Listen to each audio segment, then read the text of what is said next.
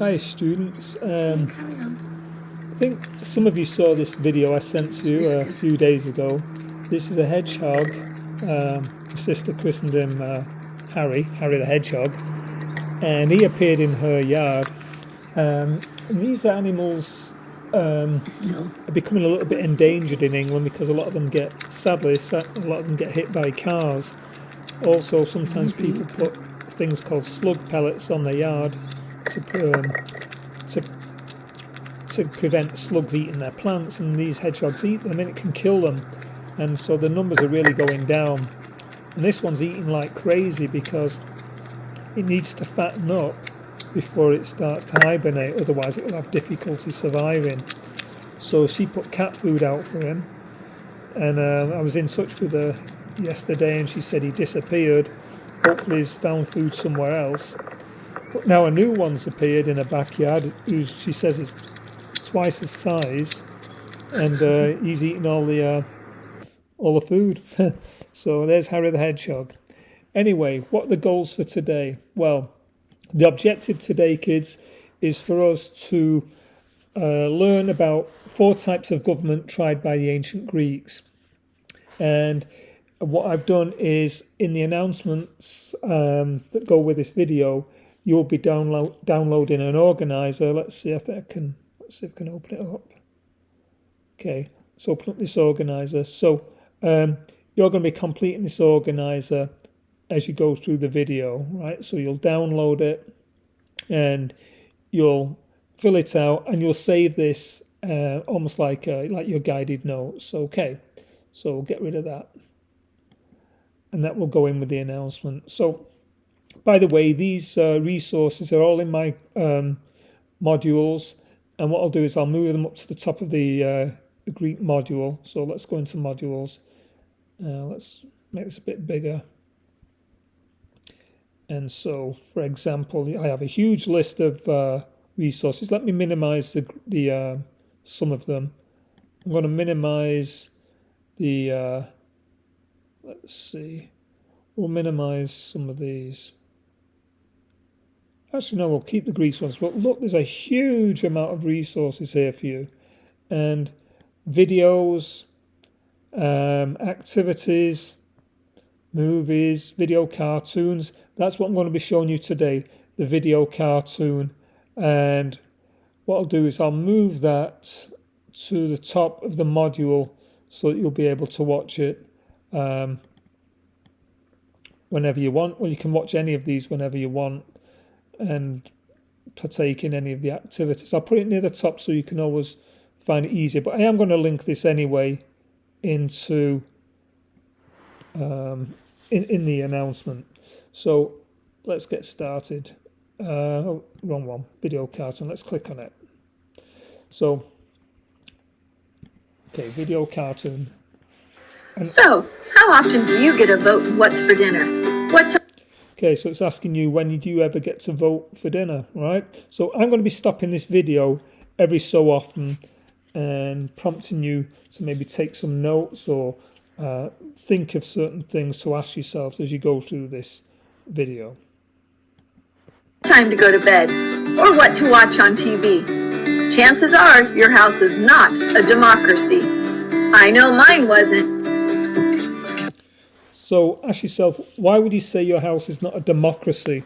In your house, do you get to vote on everything, every decision that's made, on every single decision that's made? Or are you sometimes told you have to do certain things by adult members of your family? Maybe your house is more like a monarchy. Monarchies existed in ancient Greece. The ruler of a monarchy is a king. Sorry, ladies, no queens in ancient Greece. Hear that? No queens in ancient Greece. Male leaders, monarchs or kings, also known as a monarch, a king, and they inherited their father's power. When the father died, the eldest son would take power. It says here absolute power. They had absolute power. In other words, what they said went. That was, people couldn't argue with them, and some kings later on believed or taught their people that they were given this power by their god. Kings had absolute power, probably like your mom or dad. They made laws and acted as judges. They conducted religious ceremonies, led armies into battle, and punished people who disobeyed their laws or didn't pay taxes. Now think about what kind of things might upset the people. Some kings were very popular. Some kings weren't popular, not just in ancient Greece, but in other countries around the world where there have been monarchies.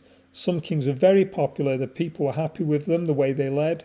They may have been generous kings. They may have been very fair kings. On the other hand, there were kings who acted almost like dictators, very harsh rulers. And sometimes they were overthrown. Let's see what happens to the kings in ancient Greece. What happens to the monarchy eventually in ancient Greece, because it's not going to stay there forever. In a monarchy, rulers inherit their power, so the oldest son of the ruler becomes the next king. Yep, no skills necessary to become king. Scary! The kings had councils of aristocrats, or rich people, to help them rule. Now, these aristocrats were usually very wealthy landowners. They could have been very wealthy merchants, but generally aristocrats were wealthy landowners. And we see aristocrats not just in ancient Greece, but in other civilizations too. These men, and they are men, they're not women, these men were advisors to the king. They were wealthy, they could afford horses, they could afford armor, and so they were important to the king when he was fighting wars with other city-states. The poorer people of these city-states probably could not afford a horse and armor, and so the aristocrats had quite a lot of power. They advised the king also, and so when you stop and think about it, they might start thinking, wait a minute, the king's telling us what to do, and yet he needs us so much more than maybe we even need him. So the aristocrats, who knows? We'll see. We'll find out. Are they going to stay loyal to these monarchs forever? Let's find out. Eventually, these aristocrats decided they wanted all the power and overthrew the kings. So government by a small group of people, like mom and dad, replaced the kings and were called oligarchies. Okay, so they did. They got rid of the king. Eventually they overthrow him. They kick him out of power and they take power. And when it says it's ruled by a group of people, generally when we're talking about oligarchies, it's ruled by a small group of people, and generally we're talking about very wealthy people. These aren't just a few poor people that are ruling. They are a wealthy elite who are running the country, or the city-state in this case. And we still have governments around the world today that we might describe as oligarchies. Okay.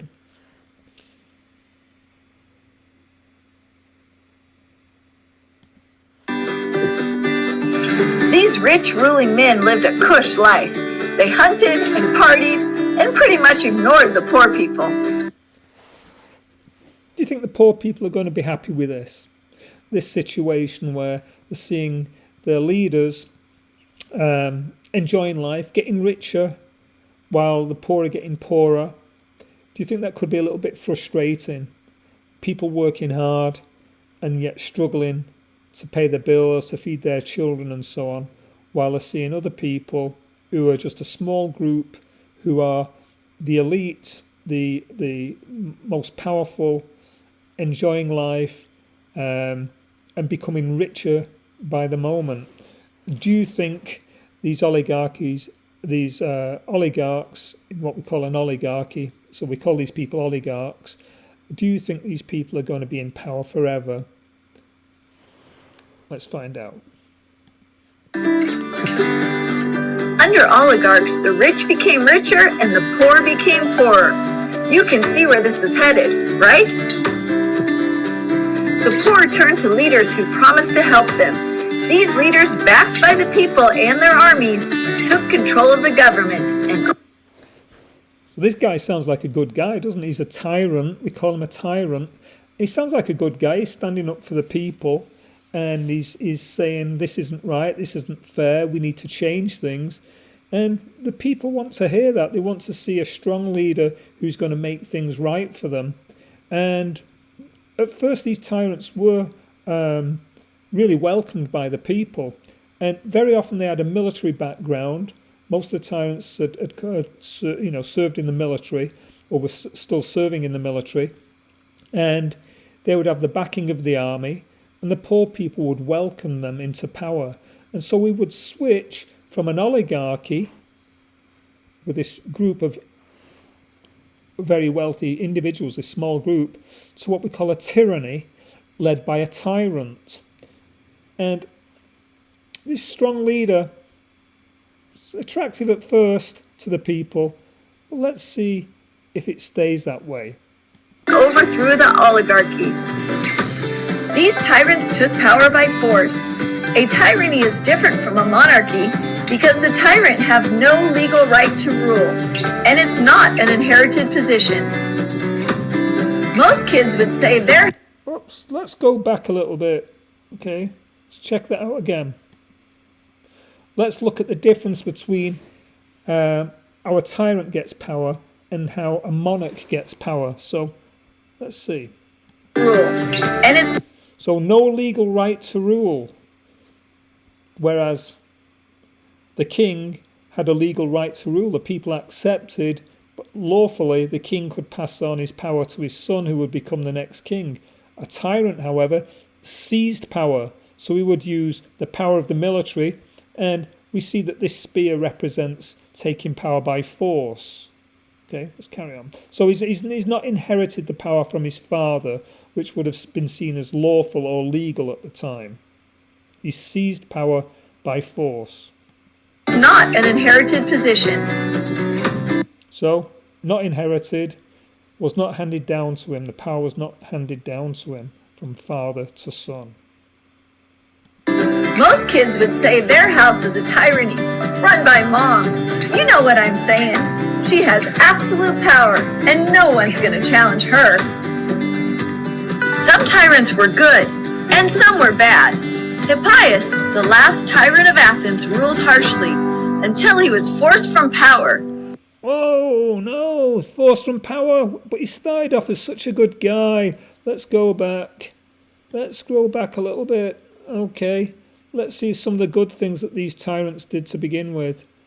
Okay, so some of them cancelled the debts of poor people and poor farmers, and the debts that they owed to the oligarchs were cancelled, and so they welcomed these tyrants, and they also were given land, which was very important during these times because there was a shortage of good farmland and people did need to feed themselves or sell any extra produce, any extra crops, or trade those crops for things that they wanted or needed. So tyrants were popular at first, but we see that eventually some of these tyrants want to hang on to power at all costs, and they start taking freedoms away from the people. And some were bad. Hippias, the last tyrant of Athens, ruled harshly until he was forced from power. So, Pius, having people spy on the neighbours, people looking over the shoulder thinking, uh-oh, what did I say that somebody might have heard me say that could get back to their leaders? And so it created a bad atmosphere, and these people become what we call paranoid. People like Hippias became paranoid that other people were planning on removing them from power, and so they became harsher and harsher. And we see tyrants in the people like Hitler acted like a tyrant, and where they would even encourage children to spy on their parents. And this can happen in a tyranny where the leader is frightened of losing power and the people rising up. So the people don't put up with this forever. Let's see what goes on. Then the citizens decided to rule themselves. Oh, citizens decide to rule themselves? I wonder what type of government this could be that we're starting to develop. Citizens starting to want to rule themselves. Let's see. Ta-da! Democracy was born, ruled by the people. In a direct democracy, like Athens, all citizens share power. So, Athens, the city-state of Athens, had what we call direct democracy. This means the people who were allowed to take part in this democracy, who were allowed to vote, could vote directly. Their vote, if they raised their hand, or if they voted, their vote was their own vote. They weren't voting for somebody else to represent them. And so here's a big difference between some aspects of the type of democracy we have in the United States, because the United States is a republic. We have what we call a representative type democracy if we are voting for people like senators and representatives. They are representing us, and the main reason is we have such a large population, especially compared to the city-state of Athens, that we need to have people representing us, representing the population, or representing two senators representing each state, because we have large populations. We couldn't have everybody taking off work to go and vote on issues every single day. However, with technology, maybe things could change. Who knows? So they had a direct democracy. So all the people that were allowed to participate in this democracy, notice that all the people that could participate, because not all people were considered citizens in ancient Athens, in the city-state of Athens. Not all people who were citizens could actually vote. Let's find out who could and who could not.